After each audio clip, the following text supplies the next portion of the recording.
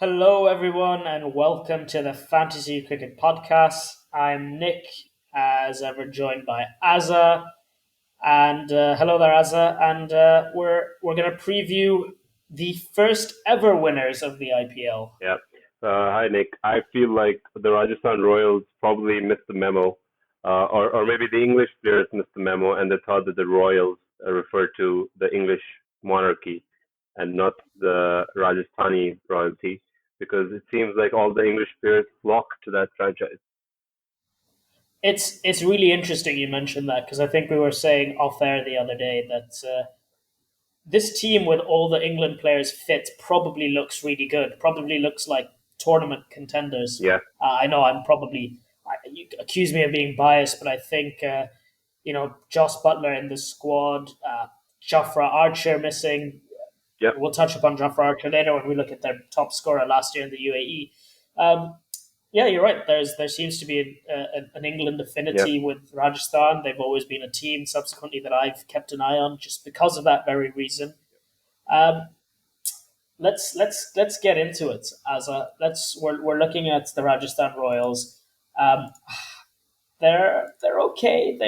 They're not they're sort of middle of the pack. They can still make playoffs. They certainly seem to be punching above their weight, don't they? Yeah, and they've had some good finds. I think that Yeah, we'll touch upon yeah, straight away. Which is let's dive into who has been their best performer yeah. so far this season. So it's been Chris Morris. They're paying him big bucks, and he seems to be paying off with both disciplines. So Chris Morris, I'd expect him to continue the good work. But having said that, he's at around 350, 400 points for the season. Now, I'm not sure that's good enough for sort of your big pick in a match to be captain. If Rajasthan's playing any of the other bigger teams, you wouldn't want to captain Chris Morris necessarily every time, but Chris has been the best player in that side, far and Yeah, away. yeah. No, I think that's fair. Yeah. Um, if Joss Butler were here, I think his name would have come up in the Yep. most disappointing player so far discussion. But Yep. since True. Joss is unavailable, True. um, what are who are you looking at as a player who has been disappointing this season? So You think? Rajasthan is a very interesting franchise because they don't go with the big superstar names every time, and so Yeah, a lot of their sort of younger players are always seem to be doing better than they should be doing. Having said that, they do have some bigger players in the name of say David Miller. He's got about 130 points in the season. Not done particularly well. He's strung together a few innings, but David Miller. If you've seen South Africa's recent sort of forays in T20 cricket, they're coming off about 7 wins in a row now, and Miller has been a part of a few of them. So you might expect that tide to turn soon. So Miller, Tewatia, can you say that it's disappointing with Tewatia that because he just had the one good season, didn't he? So it's difficult to don't say. let Graham Swan hear you say that. But Yeah, I think he is disappointing. I have him down as a player that's been disappointing. yeah, I'm going to use Tuatia to transition into our next point of discussion, which is to compare last year. It's Tuatia's got 153 points so far this season, roughly. That is that is that's far less than half. yep, It's almost it's I mean it's bonkers beyond half of what he scored last year. He scored 704 points last year yeah, yeah. in the entire tournament, and they didn't. I don't believe they made the playoffs. They did last year, and No, even they if they didn't. did, it was probably one playoff game. They, for a guy to with 7 matches to go to be, almost, to be about 550 odd points behind where he was last season Yeah, is to me very disappointing.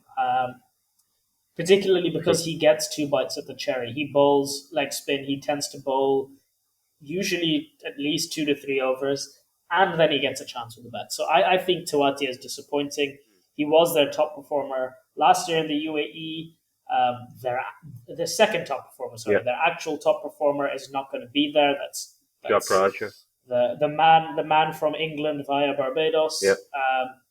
So what about give me a line or two on Sanju Samson. Yeah, Sanju Samson, look, a disappointing tour of Sri Lanka. There's so much pressure on the poor guy because when he plays well, it seems like he could be the best player in the world, the best top order batsman in the world, and then he wicket keeps as well. So, and he's captain now, so it's very difficult to say that he can be a big pick for your fantasy team as a captain. But what we do see with Sanju is that he does well in the first few matches of a tournament. This is almost a new tournament, so we could expect Yeah, him to do no, well. And let's hope that you pick him in the first few matches and you keep picking him for his sake. yeah, no, I think that is a good assessment. Yeah. As I think, yeah, you're very right. Yeah. I can't think Yeah. of anything to add on top of that. Yeah, and I don't know if you have from this Rajasthan team, it's a sort of followed out squad, but do you have any sort of players to watch from interesting? Yeah, well, I mean, you mentioned Samson, so I'm going to leave him.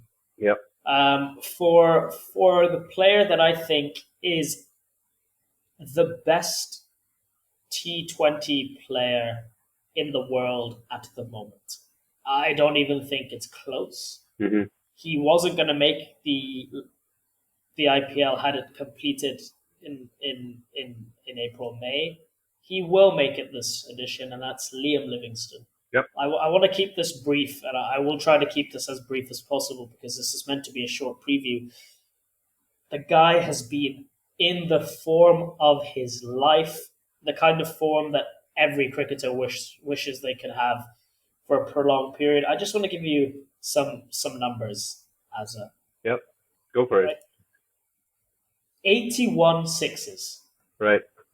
In 33 matches this year in T20 cricket, averaging 45 with a strike rate of 157, 158, with 100, with 850s, with 81 bout fours on top of that. Yep. He's a fantasy dream.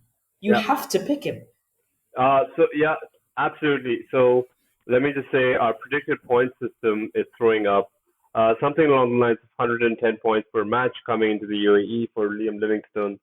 If you captain him, that's 200 points that you're expected to get.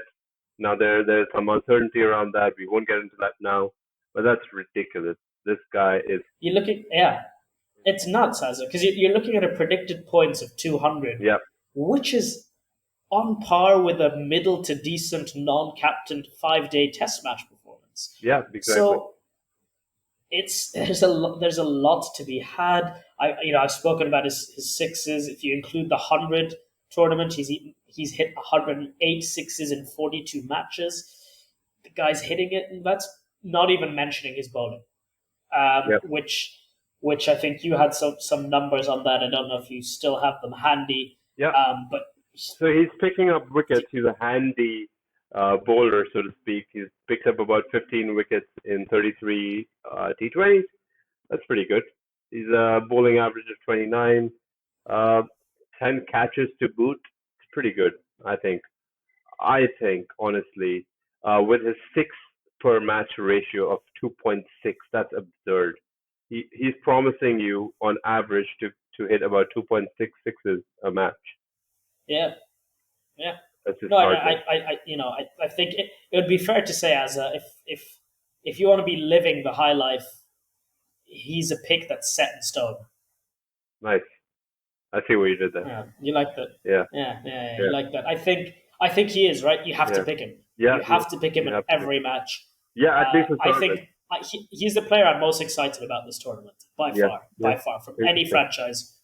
Interesting. Yeah. For me, he's the one I'm most excited about. But alas, we have this is meant to be a short preview. We are nearly exceeding track limits.